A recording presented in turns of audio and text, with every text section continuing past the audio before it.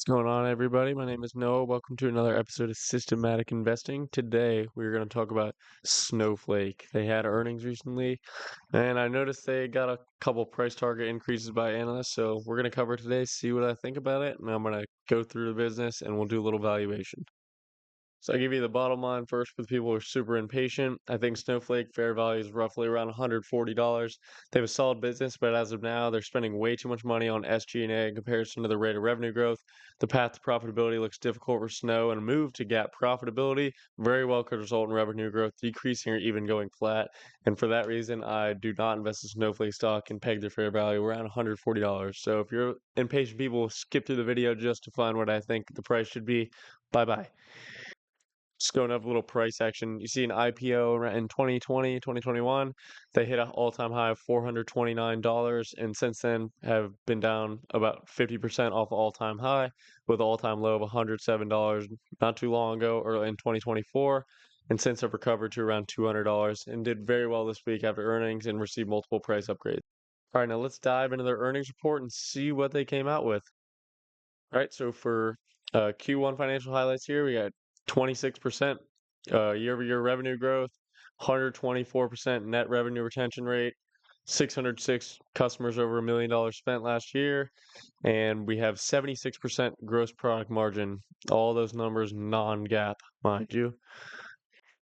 But I really like the 26% growth is great, and the 124% net revenue retention rate is insane. So for people who don't know what that means, if somebody spent $1 with Snowflake last year, the same customer has spent $1.24 with Snowflake this year. So they're getting 24% revenue growth without getting any more customers, which for a software company is exactly what you want to see. And back to that net revenue retention rate once again.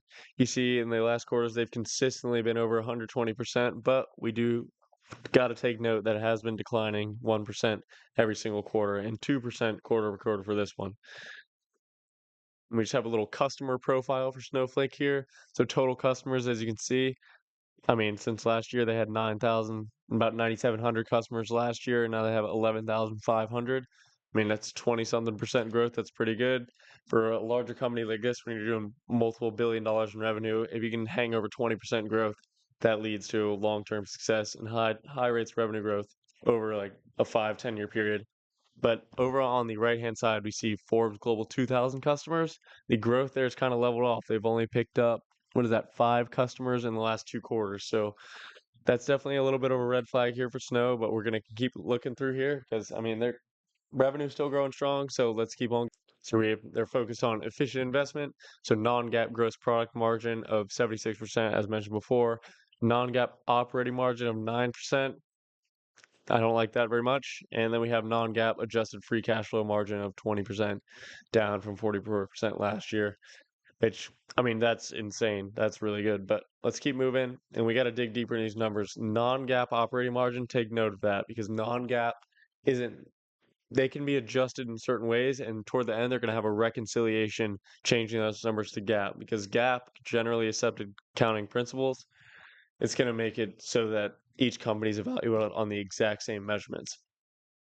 All right, so here's really important here is the fiscal 2026 guidance. So for some reason, Snow likes to run a year ahead. So fiscal 2026 is going to be roughly calendar 2025. So product revenue of 4.325 billion. That's great. I mean, that's huge numbers for them. But here is a big red flag. Year over year product revenue growth is going to slow down to 25%.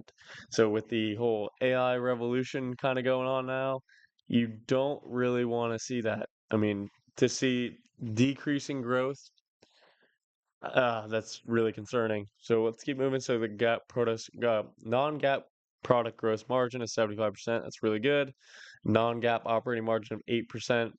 As you see, they went from 5, 8, 6, and now 8 again. That's not great. And then adjusted free cash flow margin of 25%. That's obviously really good to have good free cash flow like that, but non-GAAP adjusted isn't really what you want to hear in front of free cash flow.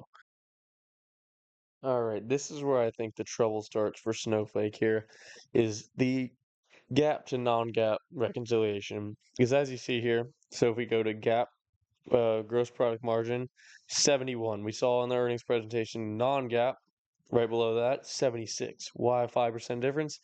Stock-based compensation related charges of 30 million just this quarter, and another 30 million of amortization of acquired intangibles, another 11 million. So that's 41 million just on the cost of revenue. And then here's the real part that concerns me is the gap sales and marketing expense of 44% of revenue for a total of 458 million. For one quarter, they're spending 458 million in one quarter on sales and marketing, but they're only putting up 26% growth. That is concerning.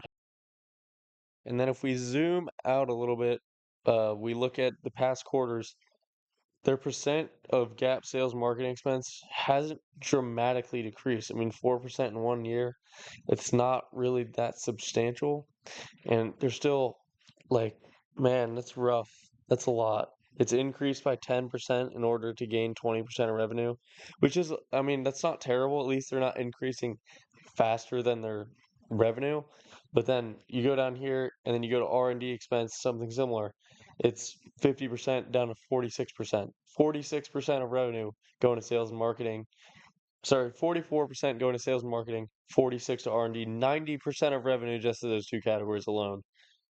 And it's like I don't really see how they're going to overcome that when they slow those numbers down. I mean, as you can see, over time they're going down a little, but it's like over time, how do you maintain profitability with that? Like when they decrease those numbers, if they were to get say they get to sales and marketing on 20% of revenue, what's that going to do to their sales?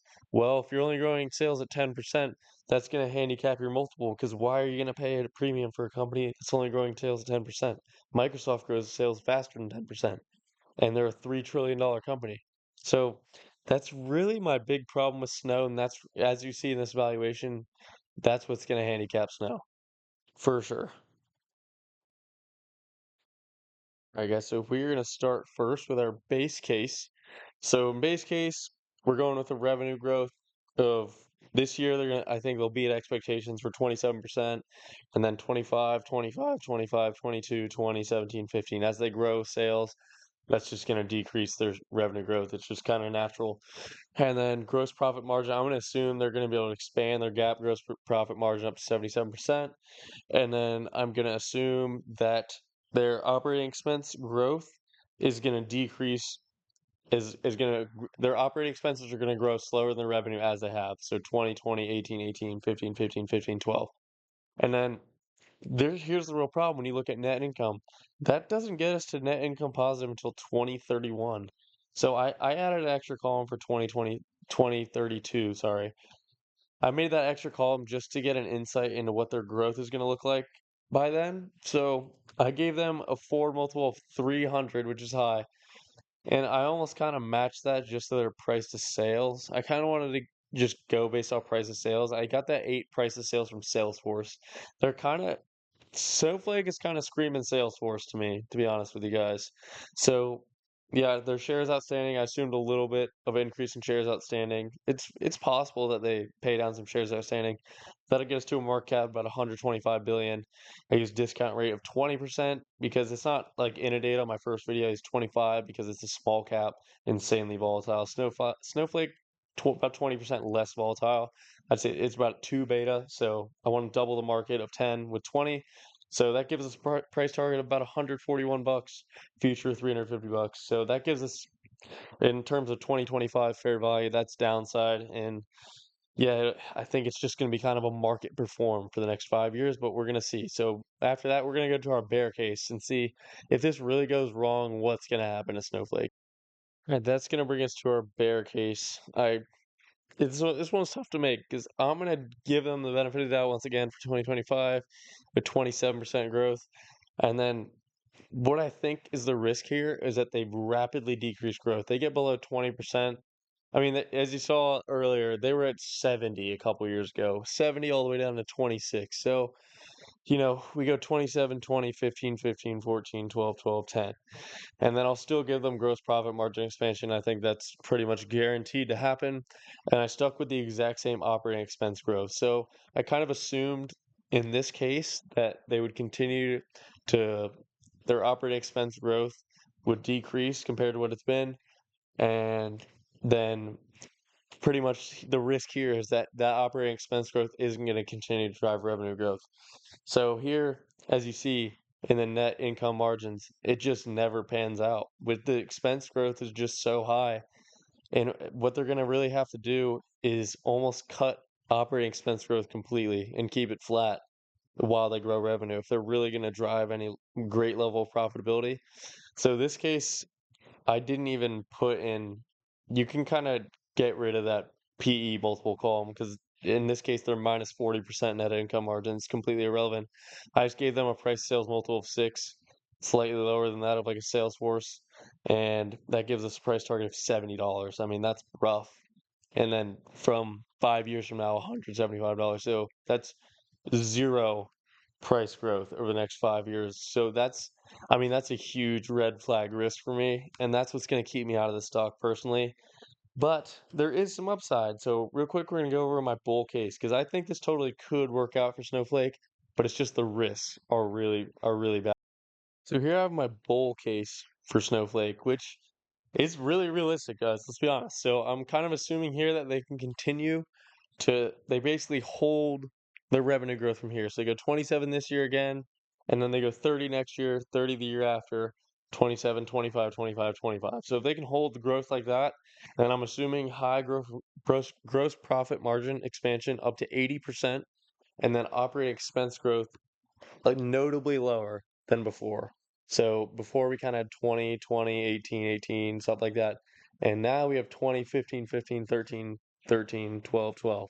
See, in this case, the biggest deal here for Snowflake, since they're so deeply negative in GAAP profit, is going to be operating expense growth compared to revenue growth. If they keep revenue growth high, the operating expense growth can continue to go up. But without this high revenue growth up top, which they're gonna have to make some adjustments to get that big revenue growth like that. But we'll see how that plays out. But this totally could happen. And net income margin you see here, if they can continue that 25+% growth, will be up to 19% in 2031, which is huge.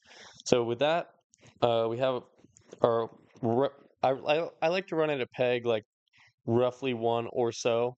So net income 65 PE multiple, I think is totally fair at that point. I would go a little bit higher, but to be honest, at 237 billion market cap, I don't really want to stretch it too far, especially when they're only growing 25% and not accelerating growth. If you kind of have a situation where they go 1 year 25, next year 30, next year 35, that kind of gets some FOMO investing going. That can drive the multiple far higher than that. But yeah, I used about 65. Once again, discount rate of 20. That gave us a 2030 price target of $677 for PE. And then on the other side, they did 10.5 price of sales, and that gave us 579. So total, they give 628 with a current price target of 252, which gives us about 25% upside from the 200 we're at now. So honestly, Snowflake could totally work out as an investment, but what's going to keep me out of Snowflake is the risk is of that decreasing sales growth is really not what I like to see, especially when there's so many players out there that are increasing sales growth rapidly, like Palantir, like Innodata, like I mean, there's just a ton, but they have CrowdStrike it's kind of cybersecurity, a little bit different, but things like that I would way rather invest in because in the case of Snowflake, it just comes back to that decreasing revenue growth on top of massively negative GAAP profit margin. If you kind of have a situation where they're rapidly moving toward GAAP profitability and or just got to GAAP profitability, but have a slight slowdown in sales growth, totally different story. But when you're running minus 35% GAAP profit margins and your growth isn't just out of this world, that's huge red flag to as an investor. And it's just something I can't personally invest in because it doesn't fit in my system. And at the end of the day, what's really mattering is that you have a system and you stick to it and it works. And my system personally, I need consistent and or accelerating revenue growth with GAAP profitability. And Snowflake has yet to deliver that. And until they do, it's going to be uninvestable for me. All right, guys, that's all we have for today about Snowflake. Thank you so much for watching. Please like, comment, and subscribe. Let me know anything I could do to make the videos better, more entertaining, more informational. I'm going to be coming with a SoFi video probably this Monday or probably on Tuesday.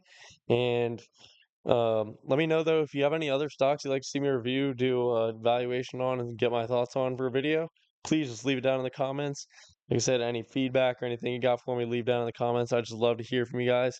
Thank you so much for tuning in. I'll see you next time.